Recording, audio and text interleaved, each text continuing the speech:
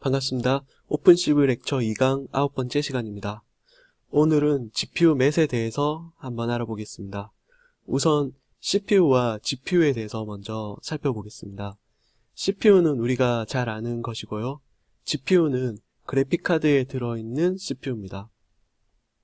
자, 그런데 CPU와 GPU가 뭐가 다르냐고 하면요. CPU는 힘이 엄청 센 그런 거인 친구입니다. 이런 거인 친구가 CPU 안에 보통 4개 정도, 많으면 16개 정도가 들어있죠. 이런 힘이 센 친구들은 계산량이 많은 연속적인 일을 잘 처리합니다. 그래서 어떤 일을 처리를 하고 그 일이 다음 일에 그 연관관계를 가지고 그 다음 일이 진행되고 그렇게 해서 쭉 일을 처리하는 그런 순차적인 일에 대해서는 CPU가 효율적입니다. 그런데 GPU는 GPU 안에는 이런 코어가 몇 개가 있냐면요. 보통 몇백 개가 들어있습니다. 몇백 개가 들어있고 제 노트북 같은 경우에도 한 600개 정도 코어가 있습니다. 그런데 이런 코어들은 소인들입니다. 거인이 아니라 조그만한 스머프입니다. 스머프. 이런 스머프들은 힘이 약해가지고 굉장히 큰 일은 못하지만 작은 일들을 동시에 처리할 수 있는 능력이 있습니다. 그래서 이런 쭉 이렇게 해야 될 일을 만약에 요 길이를 따진다면 요만큼 일, 이만큼 일들을 연관관계가 없어서 동시에 처리해도 상관이 없다고 하면 그 일들을 다 이렇게 분할해서 이 일들을 여기 소인들한테 하나씩 시킵니다. 그래서 이 일은 너가 하고 이 일은 너가 하고 해서 일들을 쪼개서 시켜서 동시에 진행을 합니다. 그러면 이 일들을 순차적으로 했을 때 만약에 100초가 걸린다고 하면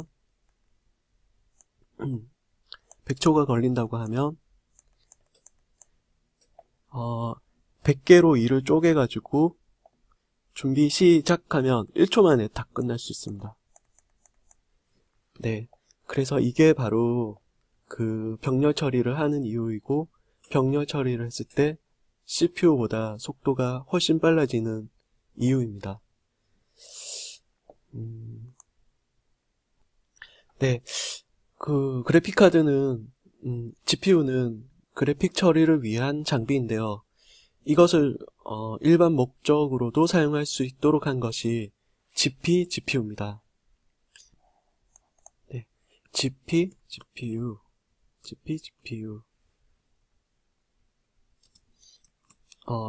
이것의 뜻이 General Purpose GPU입니다. 그러니까 일반 사용자도 그래픽카드를 접근해서 그 그래픽카드의 GPU를 사용할 수 있도록 제공을 하고 있습니다. 그렇게 제공을 하는 것이 엔비디아사의 쿠다입니다. 쿠다. 그래서 이런 쿠다 툴킷을 다운받아서 저희가 그래픽카드를 저희 프로그램에서 그 병렬성 있는 것을 처리하기 위한 목적으로 사용할 수가 있습니다. 딥러닝도 이런 GPU로 계산 속도를 엄청나게 절약했기 때문에 지금 급성장을 하게 되었습니다. 제 그래픽카드의 사양을 한번 보시면요. 제 그래픽카드 노트북을 쓰고 있는데요. GTX 960M이라는 제품이고요. 클럭 여기 코어 개수가 640개입니다. 네, 이런 식으로 힘은 약하지만 숫자가 굉장히 많은 그 코어를 가지고 있는 것이 GPU라고 생각하시면 됩니다. 자, 그러면 코드를 보면서 한번 실습을 해보겠습니다. 얼마나 GPU가 효율적인지를 한번 살펴보겠습니다. 네. 자, 일단 오픈CV에 있는 모든 함수가 GPU용으로 되어 있는 건 아닙니다. 그 모든 알고리즘들이 병렬성을 갖고 있는 건 아니기 때문에 병렬성 있는 것들만 그 쿠다 버전이 있고요. 그게 CPU 버전의 한 20-30% 밖에는 되지 않을 겁니다. 그 정도로 그 무조건 GPU를 사용하면 좋다라는 건 아닙니다. 병렬성이 있는 것에 대해서만 효과가 있습니다. 자, 그래서 한번 일단 쿠다 땡땡 해가지고 GPU 맷이라고 해서 맷처럼 이렇게 선언을 해주면 됩니다. 자, 그 다음에 일반 맷으로 저희 그 클래스를 3개 만들었습니다. 자, 그리고 이미지를 한번 읽어보겠습니다. 네, 읽고 자,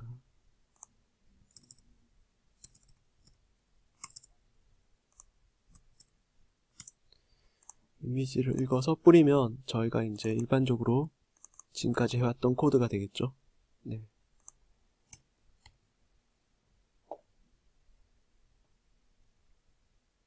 네.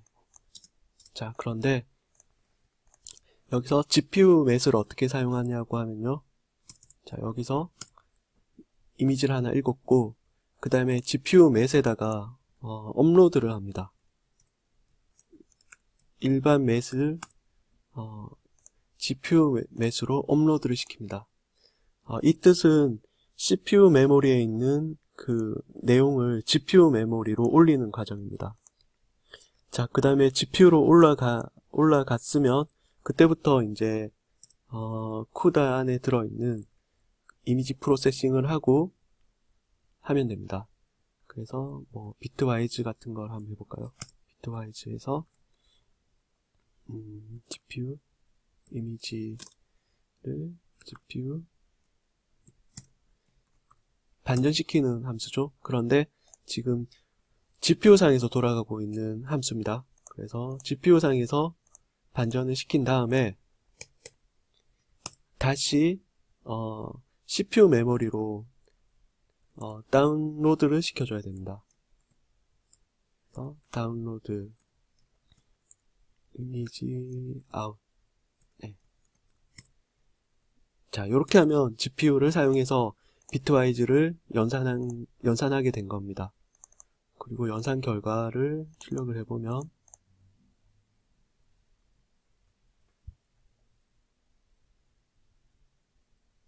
네. 처리가 된 걸 볼 수 있습니다. 네. 항상 이런 식으로 동작이 됩니다. 일반 맷으로 뭔가를 데이터를 받고 그 받은 걸 GPU 맷에다 업로드 시켜서 GPU 상에서 이제 처리를 하고요.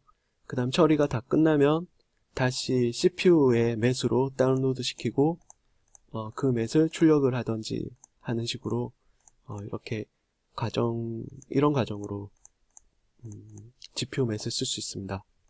자, 그러면 이게 속도가 얼마나 빠른지 한번 궁금해지는데요. 속도 비교를 한번 해보겠습니다.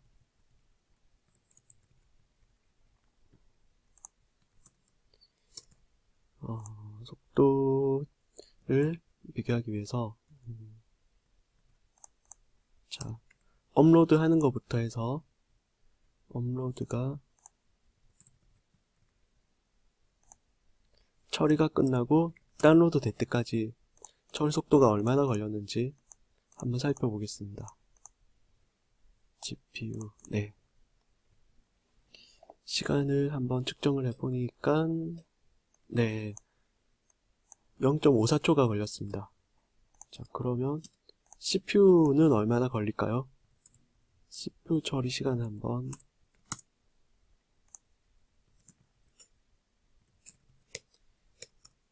쿠다가 아니라 일반 CPU의 그거였고요. 얘가 이제 처리를 하고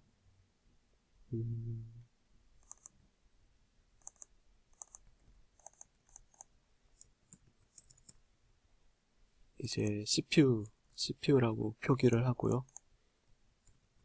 결과를 한번 출력해보고 네, 한번 속도를 비교해 보겠습니다.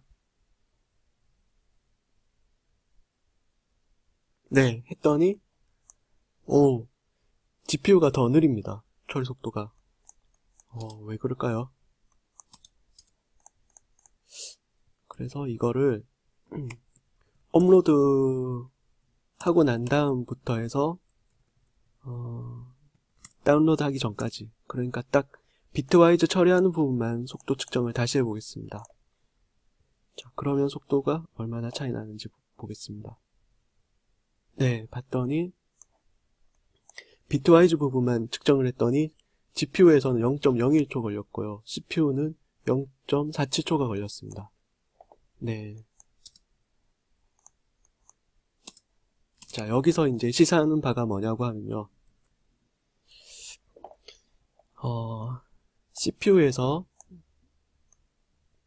CPU가 있고요. 이 펜이 잘 안 되네요. GPU가 있는데 세상이 다릅니다. CPU 세상이 있고 GPU 세상이 있는데 CPU에서 GPU는 병렬 처리가 굉장히 빠른 세상인데요. 이쪽으로 데이터를 넘기는 그 속도가 많이 걸립니다. 이쪽으로 넘겼다고만 하면 병렬 처리는 정말 빠르게 처리가 됩니다. 병렬성 있는 작업에 대해서는. 그런데 그 결과를 보려면 다시 CPU로 내려줘야 되는데 이때 또 시간이 많이 걸립니다. 여기 코드에 보시면 업로드하고 다운로드하는 여기에 속도가 많이 걸립니다. 올라갔다고만 하면 이쪽에서는 그 병렬 처리는 팽팽 돌아갑니다. 그래서 무조건 그 GPU를 쓴다고 해서 또 좋은 건 아니고요. 병렬성 있는 코드라 하더라도 이 업로드 다운로드 속도가 많이 걸리기 때문에 한번 업로드하면 최대한 많이 뭔가를 처리를 하고 병렬성 있는 어떤 코드들은 많이 처리를 한 다음에 다시 내려야지 효율적인 그 GPU 맷을 사용할 수 있습니다. 효율적으로 사용할 수 있습니다. 자, 그럼 다른 예제를 하나 더 살펴보겠습니다. 이 예제는 슬라이드에 있는 내용입니다.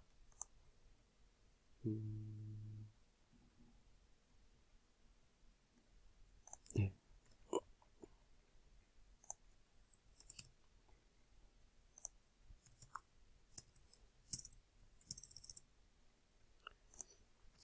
영상을 하나 읽어서 GPU 맷으로 업로드를 시키고요. 그리고 스플리트를 해서 RGB 채널을 분리해서 넣습니다. 이 분리할 때도 보면 벡터의 안에 GPU 맷으로 되어 있죠. 자, 그래서 이제 분리가 된 그 GPU 맷을 하나씩 다운로드 시킵니다. CPU 맷으로 하나씩 다운로드 시키고 그까지의 시간을 한번 측정을 해봤습니다.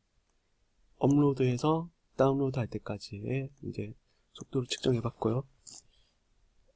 그리고 출력을 했고요. 그리고 CPU 모드에서 마찬가지로 스플리트해서 스플릿한 결과를 그 BGR 맷에다가 넣고 속도를 한번 측정해봤습니다. CPU와 GPU의 속도가 어떻게 되는지 한번 보겠습니다. 보니까 이 경우는 업 다운로드가 포함됨에도 불구하고 GPU가 훨씬 더 빠르네요. 2배 정도 빠른 속도를 보이고 있습니다. 네. 제 노트북이 업다운 속도가 조금 느린 것 같기도 한데요. 아무튼 이번 결과에서는 CPU가 좀 더 빠르네요. 네. 자, 이렇게 해서 GPU 맷을 어떻게 쓰는지 한번 알아봤고요.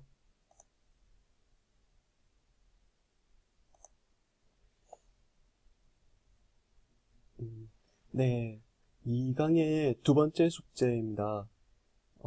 이 숙제는 이번에 GPU 맷을 배웠기 때문에 저번에 맷에 연관된 함수 연습해봤듯이 이번에는 GPU 맷과 연관된 함수들을 20개 이상 실습해보는 게 두 번째 숙제입니다.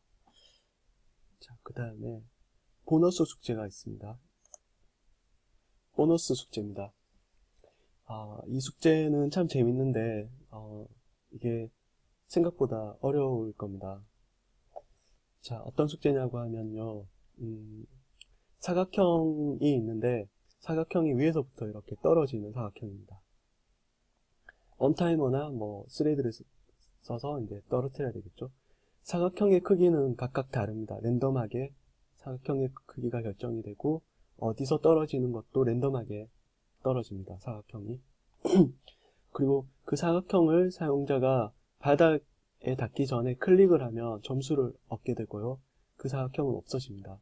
그런데 클릭을 못하고 바닥에 닿게 되면 내 점수가 차감이 됩니다. 그렇게 동작하는 거를 한번 짜보시는 게 보너스 숙제입니다. 네, 꼭 한번 도전해 보시길 바랍니다. 네, 이제 이 강의 끝이 났습니다. 이 사진은 경주에 있는 안압지라는 곳인데요. 야경이 매우 아름답습니다. 데이트하기에 참 좋은 곳이고요. 수면에 비친 그 모습이 실제 풍경과 구별이 안 될 정도로 화려하고요. 꼭 오픈CV에 플립 함수를 쓴 것과 같습니다. 자, 2강 굉장히 수고 많으셨고 3강에서 다시 뵙도록 하겠습니다. 감사합니다.